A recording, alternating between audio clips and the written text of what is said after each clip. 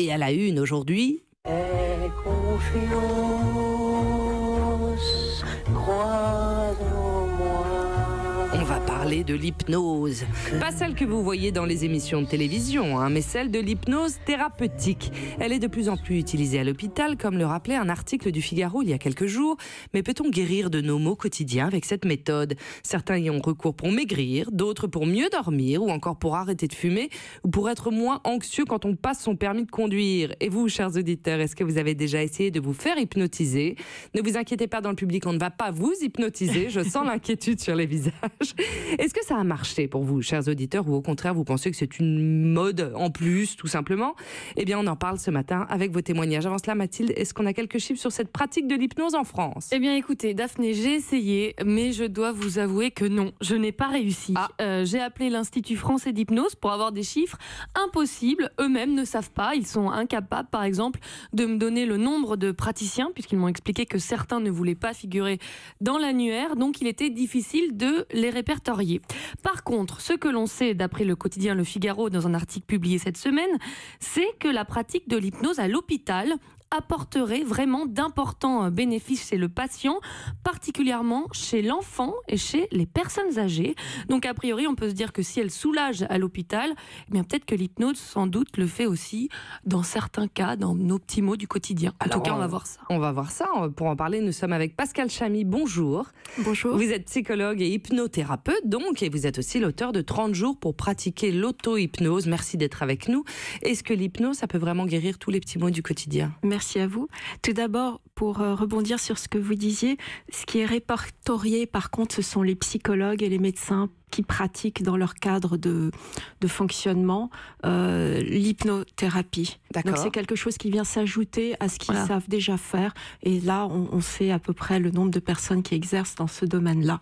Et l'hypnose est pertinente, effectivement, quand elle est pratiquée par des professionnels de la santé, pour des maux du quotidien et pour également ce que vous avez évoqué, les addictions, les phobies, le stress en général et toutes les manifestations du stress, qu'elles soient l'insomnie, les problèmes dermatologiques.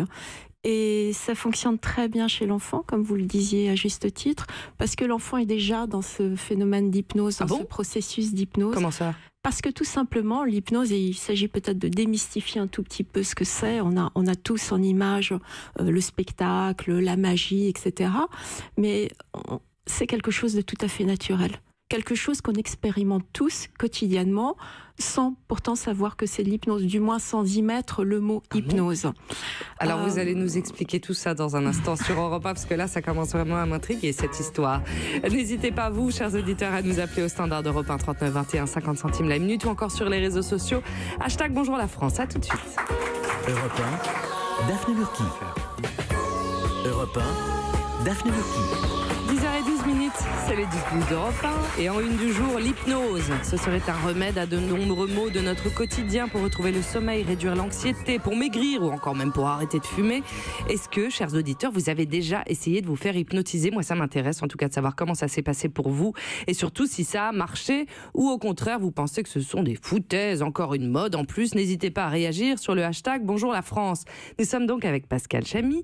Vous êtes psychologue, hypnothérapeute et vous nous disiez que voilà, les enfants étaient peut-être les plus sensibles à ça, en tout cas les plus ouverts à cela. Comment ça se passe en fait, une séance d'hypnose ? Une séance d'hypnose commence toujours par un entretien. Je m'intéresse à la personne qui est devant moi, à ce qu'est sa vie, de quoi est composée sa vie. Bien sûr, elle vient pour un problème et il s'agit de l'aider à résoudre ce problème. Et lorsqu'on est dans une souffrance, dans une douleur, on a tendance à focaliser sur ça, ne plus voir que cela. L'hypnose va nous permettre d'élargir un peu ce regard, de percevoir tout ce contexte particulier qui va faire en sorte que la douleur est moins présente, la souffrance est moins présente, parce qu'il y a plein d'autres choses. J'ai du mal à comprendre la différence entre l'hypnose thérapeutique et l'hypnose de spectacle qu'on voit à la télévision. Alors c'est une différence essentielle, même si les techniques peuvent être les mêmes. Dans le spectacle, il s'agit de faire du spectacle, de s'amuser, et ça ne comporte pas un grand enjeu, si ce n'est de passer un bon moment. En thérapie, il s'agit de transformer une vie ou d'aller dans un changement radical, et ça, c'est moins évident. Oui, parce que dans le cadre du spectacle, c'est sur une petite durée. Oui. Est-ce qu'il faut être prédisposé ou tout le monde peut être sensible à l'hypnose. Comme je vous le disais, c'est un processus naturel. Si je vous demande, par exemple, là maintenant, de penser à vos dernières vacances, vous allez tous imaginer l'endroit où vous y étiez, et ça va être agréable pour vous. Vous allez être à la fois ici, assis là, et en même temps, dans cette petite rêverie, agréable ailleurs. C'est ce qu'on appelle la dissociation. C'est un phénomène naturel qu'on pratique tous. Et donc, il s'agit en thérapie de provoquer ce phénomène, de retrouver cette capacité. Vous êtes capable de tous nous hypnotiser là dans cette salle? Et les auditeurs qui nous écoutent, faites attention. Voilà la question qu'elle rêvait de poser depuis déjà un quart d'heure. Non, mais en fait, juste avec votre voix, déjà, elle est, je sais pas, oui, elle est douce, elle est pas désagréable. Vous avez un débit particulier. De toute façon, vous êtes curieuse, donc c'est déjà un bon signe pour aller dans cette transe. Et elle a peu dormi en plus. Oui, j'ai pas beaucoup dormi. Ça aide. Ah oui, ça aide. L'hypnose, en fait, consiste à mettre la pensée de côté. Le raisonnement de côté. C'est ce qui nous dérange en continu parce qu'on a tendance à ressasser ce qui ne va pas, à penser à tout ce qui ne va pas. De pouvoir mettre un instant cette pensée de côté va nous permettre d'explorer quelque chose d'autre. L'état d'hypnose, ça s'apparente à la méditation un peu ou pas? C'est une porte d'entrée qui peut être similaire parce qu'on fait appel à l'imagination. Quelle est votre plus grande réussite? L'exemple que vous auriez envie de citer? Quelqu'un que vous avez guéri, que vous avez aidé. Je pense à mes enfants comme grande réussite. Non. Aussi, bien sûr. En tant que thérapeute, je n'ai pas ce pouvoir, malheureusement. C'est vraiment parce que la personne veut bien changer quelque chose, qu'elle est prête à cela, qu'elle se transforme. Je sers peut-être de catalyseur ou d'estampillage de voilà, vous pouvez y aller, c'est fait, c'est tout. Vous n'êtes pas magicienne? Malheureusement, non. On va entendre que la magie est dans la relation. Elle se crée dans la relation qui fait qu'à un moment donné, un thérapeute rencontre un patient veut voir un thérapeute et cette alchimie de la rencontre fait quelque chose. Mais on a besoin de plusieurs séances ou on vient juste vous voir une fois? Pas forcément. Alors, j'ai tendance à dire que parfois une séance suffit, mais attention, ce n'est pas non plus miraculeux, même si parfois certaines personnes qui ont été dans des problèmes pendant tant d'années ou dans une addiction, tout d'un coup en ressortent, mais guéries, soulagées. Et on va en parler. Ça peut être le cas. On va en parler dans un instant, Pascal Chamy, avec des témoignages étonnants, justement. On va vous raconter tout ça, chers auditeurs, dans un instant sur Europe 1. Europe 1, Daphné Burki. Europe 1. Et à la une, aujourd'hui, on parle de l'hypnose. Vous avez compris, pas celle des shows télé, mais de l'hypnose thérapeutique pour arrêter de fumer, pour perdre du poids, pour surmonter une phobie, pour retrouver le sommeil. On a l'impression que l'hypnose serait devenue la solution à bon nombre de problèmes de notre quotidien. Et donc, on va en parler l'addiction au tabac. On va entendre le témoignage d'un fumeur qui a essayé l'hypnose. Chers auditeurs, il s'appelle Romain. Et vous l'avez rencontré, Mathilde? Oui, Romain a 44 ans, il est comédien et depuis ses 16 ans, il fume. Mais vraiment beaucoup. Romain fume 2 paquets par jour. Ah oui. Et il y a 4 ans, il a décidé à un moment important de sa vie, au tout début de la grossesse de sa femme, d'arrêter de fumer. Il a essayé l'hypnose un peu en dernier recours. J'ai à peu près tout essayé. J'ai commencé avec les patchs et après les pastilles, etc. Toutes les méthodes comme ça. Et puis rien n'a fonctionné terriblement. Ça a coûté 3 mois. Et après, je suis passé à l'hypnose. Et effectivement, l'hypnose, ça a pas mal marché. Ça a pas mal marché puisque Romain, à la fin de la séance, est sorti sans fumer. Il n'a fait qu'une seule séance d'1 heure. C'est dingue. Ça lui a coûté 40 €. Alors j'ai trouvé ça assez incroyable. Oui. Alors je lui ai demandé de me décrire la séance. C'était beaucoup moins foufou au niveau du décor que ce que j'imaginais. Une dame qui devait avoir une 40aine d'années, dans un cabinet relativement classique. Et puis on s'installe dans un fauteuil et puis une petite musique qui arrive, on se détend. Et puis elle commence à raconter un petit peu. On parlait du trajet de la cigarette, qu'elle s'en allait, etc. De voir un petit peu comment je pouvais, dans un état extrêmement détendu, pouvoir sortir la cigarette de mon fonctionnement. Et effectivement, je suis sorti de là, puis j'ai fait super, ça va, ça tient. La première semaine, c'était un petit peu compliqué, puis après, la libération, pendant 6 mois à peu près, puis au bout de 6 mois, ça commence à retitiller. J'ai recraqué et c'est reparti comme en 40. Et j'y suis retourné quelques mois plus tard et je suis sorti en fumant. Donc ça n'a pas très bien marché. Oui, voilà. Au total... On y a cru, Mathilde. On était dedans, là. J'ai pas mis tout de suite la réponse parce que, bon, on voulait, moi aussi, c'était je voulais un y film, croire. ce qu'on vient d'entendre. Alors, au total, Romain a quand même tenu 9 mois. Le temps de pour un fumeur qui fume 2 paquets par jour, c'est quand même de 16 ans, beaucoup. c'est quand même fou. C'était le temps de la grossesse de sa femme. Alors, j'ai demandé à Romain, comme il avait un peu de recul maintenant, s'il avait une explication à son échec. Si on va voir quelqu'un qui fait de l'hypnose et que c'est le bon moment et qu'on a compris qu'on était d'accord pour lâcher la cigarette, ça marche parce qu'effectivement c'est assez efficace. La plupart des gens qui ont réussi complètement à arrêter, c'est aussi parce qu'ils étaient prêts psychologiquement à lâcher ça, quoi. Voilà, et à l'époque, Romain, en fait, il n'était pas complètement prêt. Pas envie, ouais. Aujourd'hui, il se fait aider par un addictologue pour essayer de comprendre pourquoi il est accro au tabac et pouvoir un jour s'en débarrasser tout simplement définitivement. Alors Pascal Chamy, est-ce que l'hypnose, ça suffit ou est-ce qu'au fond, c'est un peu comme une psychanalyse, il faut une réelle motivation du patient sans quoi ça ne marche pas? On travaille effectivement autour de la motivation, mais d'une autre façon. Très souvent, les addictions ont valeur de béquille dans la vie d'une personne. Je m'appuie sur le tabac, sur ce que je boulotte ou sur les médicaments pour fuir une situation ou pour la vivre autrement, pour me sentir moins stressée. Ce qui en soi est très louable pour le but. Mais le moyen que l'on utilise n'est pas forcément le bon puisque ça me stresse encore plus, ça m'enlève la santé, etc. Et la motivation, elle est autour du ras-le-bol aussi. Cela occupe trop de place dans ma vie et je voudrais passer à quelque chose d'autre. Et quelle que soit la longueur de l'addiction ou le temps que cela a pris, justement, ça peut marcher parce qu'on en est arrivé à un moment donné de ras-le-bol. Je veux passer à autre chose, je veux autre chose dans ma vie. Et la motivation, elle est autour de ça. C'est là où le levier thérapeutique va pouvoir se faire. Non pas dans la compréhension peut-être de pourquoi, comment, ce qui risquerait de prendre beaucoup de temps. Mais là, maintenant, qu'est-ce que je peux faire dans ma vie pour aller mieux? Alors écoutez Pascal Chamy, puisque nous avons un autre auditeur qui nous appelle. Bonjour Laurent. Bonjour Daphné. Bonjour, vous nous appelez d'où Laurent? Allô? Oui, je vous entends Laurent, vous m'entendez? Oui, j'ai un petit décalage. Vous nous appelez d'où Laurent? Alors de Puteaux, 92. Vous n'êtes pas très loin. Alors racontez-nous, vous vous êtes fait hypnotiser? Ouais, moi j'étais un très très gros fumeur, je fumais 3 paquets, on me demande comment c'était possible 3 paquets, ça commençait à 8h le matin jusqu'à 3h du matin, je dormais peu. Et donc cigarette égale café aussi, donc j'étais dans un très très mauvais schéma. Pendant combien d'années ça Laurent? 3 paquets, ça a été pendant 3-4 ans, avant c'était 2, avant c'était 1, mais bon. D'accord, il fallait s'en sortir. Il était temps de faire quelque chose. J'ai essayé de me faire peur. J'ai essayé d'aller faire des radios. Je me suis dit, on va me dire que mes poumons sont dégueulasses et que. Et alors voilà. Et puis non, rien. Non, vos poumons vont bien, etc. Bon, je me suis dit, c'est pas possible. Alors j'ai essayé les patchs et tout ça, ça ne marchait pas. Et je me suis dit, bon, il faut que l'interdiction vienne du cerveau, en fait. Il faut que. Alors je voulais quelque chose qui soit facile. Sans contrainte, et je me suis dit la seule solution c'est que ça vienne du cerveau, que mon cerveau me dise non, ne fais pas. Pas mal. Alors j'ai tenté, je connaissais un hypnotiseur qui était à l'époque le pendant de Mesmer, que j'avais connu lui dans le show, mais qui s'était depuis des années consacré au médical. À l'hypnose thérapeutique, d'accord. Exactement. Et je me suis dit, bon, je vais aller le voir, mais j'y croyais même pas, en fait. Et qu'est-ce qui s'est passé pendant la séance, alors?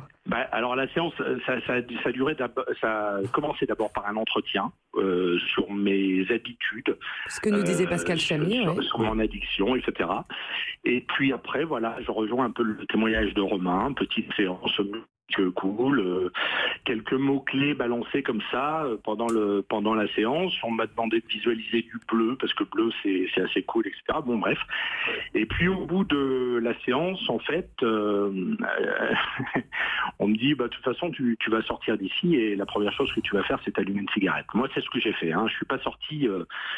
Je suis pas sorti sans fumer, je suis sorti en fumant, mais du jour au lendemain, je suis passé de 3 paquets à 10 cigarettes par jour. En fait, je fumais celle dont j'avais envie. Et il s'est passé une chose, c'est que le thérapeute m'a dit par quoi tu veux compenser ton addiction, parce que Il nous explique qu'on ne supprime pas une addiction, on la remplace. Et vous l'avez remplacé par quoi, Laurent? Alors moi, j'ai dit le sport, enfin j'adorais le sport, mais j'en faisais pas. Et puis à moins 5 degrés, envie d'aller courir. Mais c'est fabuleux. Donc vous avez arrêté de fumer et vous avez perdu du poids et vous vous êtes mis au sport grâce à l'hypnose. Ouais, j'ai eu 6 mois de sport et là, du coup, c'était une addiction. Si j'avais pas mes 2 heures de sport tous les jours, ça marchait pas. Et puis bon, finalement, au bout de 6 mois, j'ai arrêté un peu le sport. C'est le sport qui m'a arrêté, je sais pas. Ouais. Et puis après, j'ai repris ma vie normale. J'ai refait une séance d'hypnose pour enlever la prise de poids parce que j'avais pris 4 kilos. Ouais. Et ça a fonctionné. Et j'ai perdu 10 kilos, ouais. Et ça fait 23 ans que j'ai arrêté de fumer. Incroyable. Bravo Laurent. Félicitations Laurent. Félicitations parce que ça a dû être un sacré combat. Félicitations. Merci d'avoir témoigné dans Bonjour la France. On va se retrouver dans un instant évidemment pour continuer à parler de l'hypnose thérapeutique avec vous, chers auditeurs. À tout de suite. Daphné Burki sur Europe 1. Europe 1, Daphné Burki. 10h31 et à la une de Bonjour la France. Aujourd'hui, chers auditeurs, on parle de l'hypnose thérapeutique, pas celle que vous voyez dans les shows de télé. Celle de l'hypnose vraiment thérapeutique qui peut vous faire du bien. Vous avez entendu ce témoignage assez extraordinaire d'un de nos auditeurs qui a arrêté de fumer, perdu du poids, il s'est mis au sport grâce à l'hypnose. Pascal Chamy, vous, psychologue et hypnothérapeute, vous aviez envie de réagir à ce témoignage? Oui, je voulais juste préciser, cela semble tellement simple et efficace. Effectivement, ça l'est dans la mesure où la réponse vient du corps. On interpelle quelque chose d'instinctif.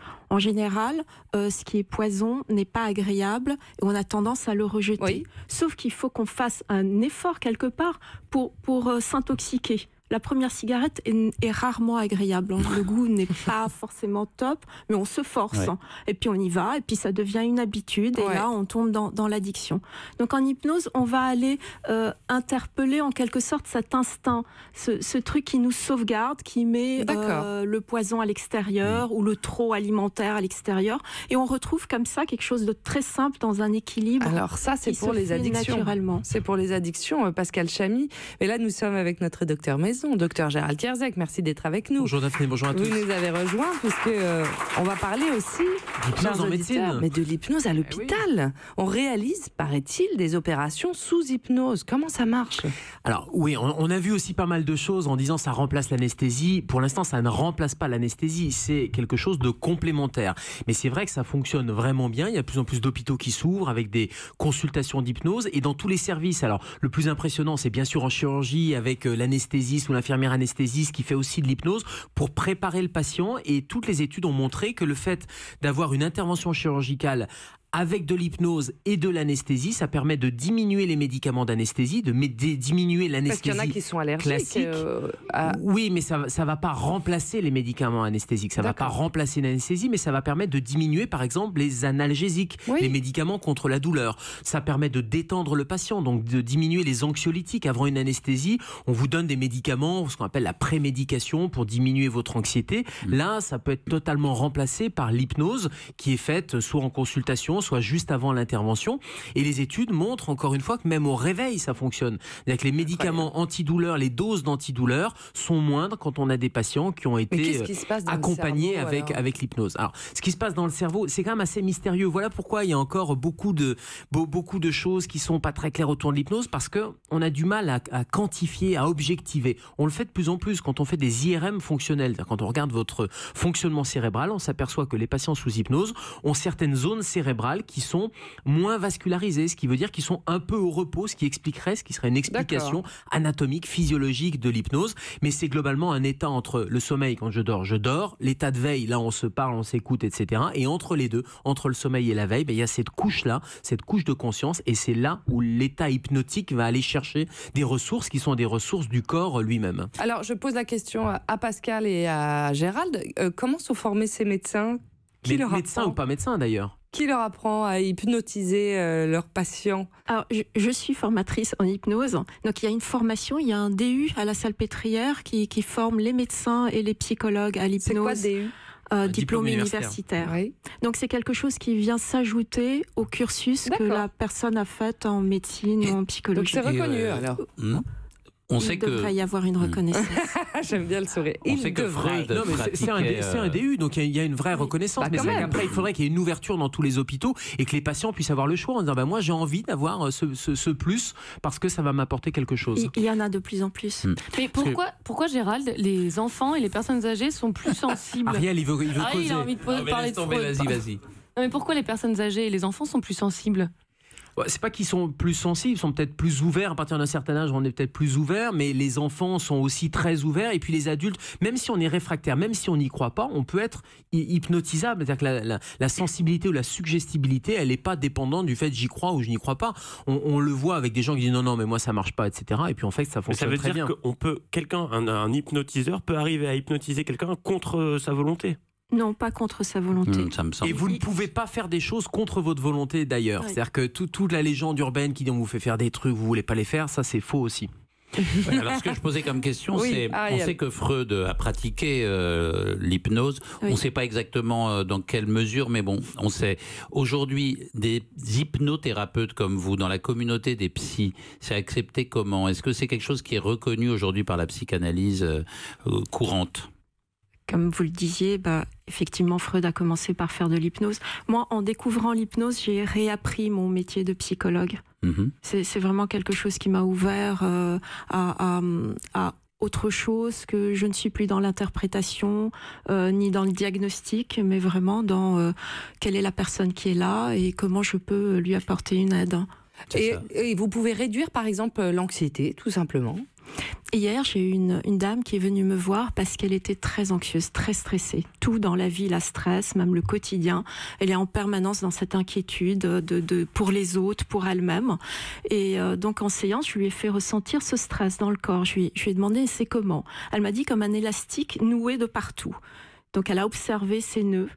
Et puis elle a observé d'autres zones qui étaient un peu plus confortables. Et petit à petit, elle s'est rendue compte que ces élastiques par eux-mêmes se dénouaient.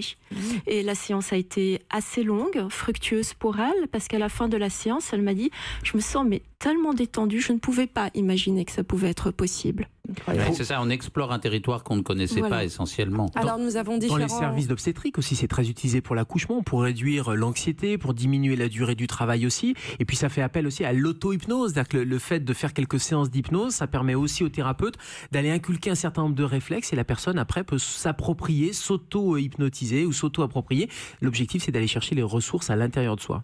Alors c'est encore assez flou sur les tarifs aussi de ces hypnoses. Alors nous avons des tweetos, Bia Jeanne qui nous dit « Je fumais beaucoup, j'ai rencontré un magnétiseur, 3 séances en 3 semaines, cela m'a coûté 600 €. C'était en 93, le soir, j'ai acheté un paquet de cigarettes, j'ai allumé la cigarette, je l'ai jetée, je n'ai plus jamais touché de cigarette. » Bon, il y a différents... C'est pas un magnétiseur. Alors oui, c'est assez différent. Je lis les différents témoignages. Nous avons aussi Arnaud qui nous dit « J'ai un ami infirmier qui a pratiqué l'hypnose car on ne pouvait pas lui administrer d'autres antidouleurs à une patiente. La patiente se pensait dans son fauteuil chez elle avec un jus d'orange dans la main alors qu'on l'opérait du ventre. » C'est quand même assez extraordinaire.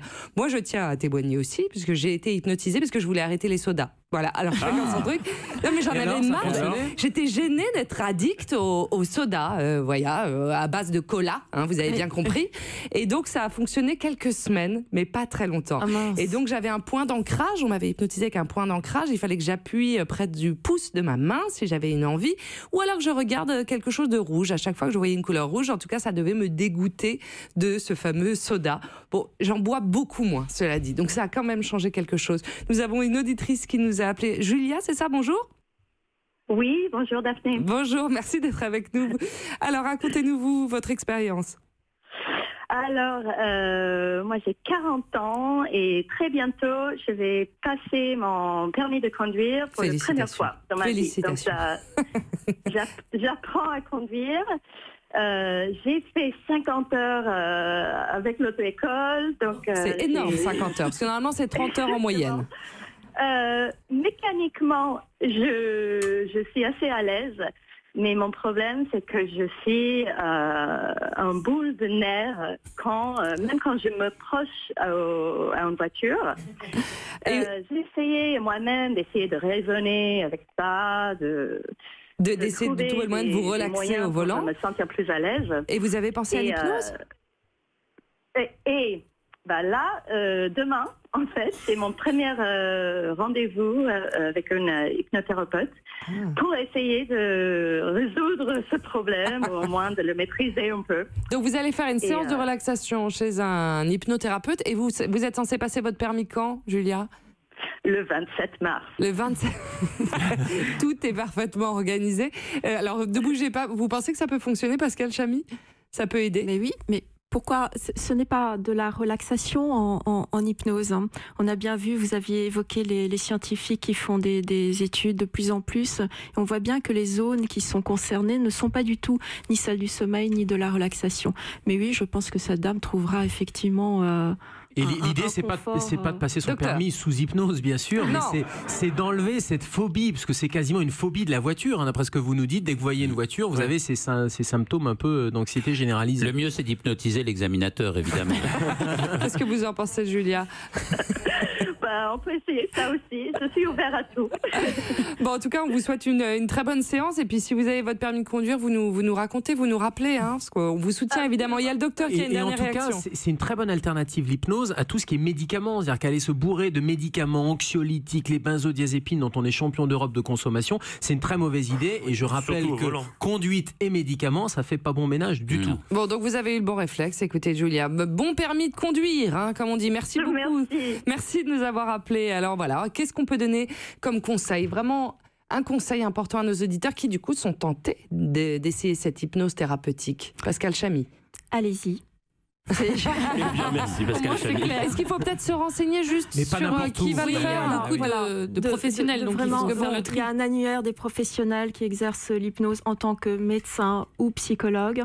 L'hypnose est une thérapie brève, hein, donc vraiment on n'est pas parti pour faire des séances ad vitam. D'accord. Le but est d'avoir une indépendance thérapeutique, d'où l'auto-hypnose que l'on propose à nos patients. On a des formations en auto-hypnose pour les étudiants à la Salpêtrière, pour les patients également, pour qu'ils puissent prolonger ce bien-être ou ce mieux-être qu'ils ont pu acquérir durant la séance. Donc ce qu'on peut retenir en tout cas sur l'hypnose thérapeutique, c'est que c'est une vraie méthode pour soulager certains troubles, les maux de tête, la gestion du stress, mais c'est une méthode, on a compris, qui ne marche pas à tous les coups. Il faut avoir une réelle motivation, entre autres pour perdre du poids ou encore arrêter de fumer.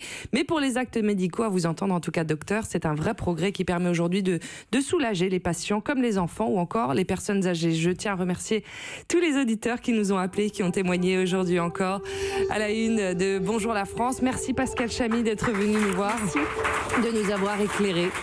Merci docteur Gérald Kierzek. D'ailleurs, dans un instant, vous allez répondre à la question santé aujourd'hui. Alors qu'un Français sur 4 serait concerné, comment se débarrasser de ces acouphènes?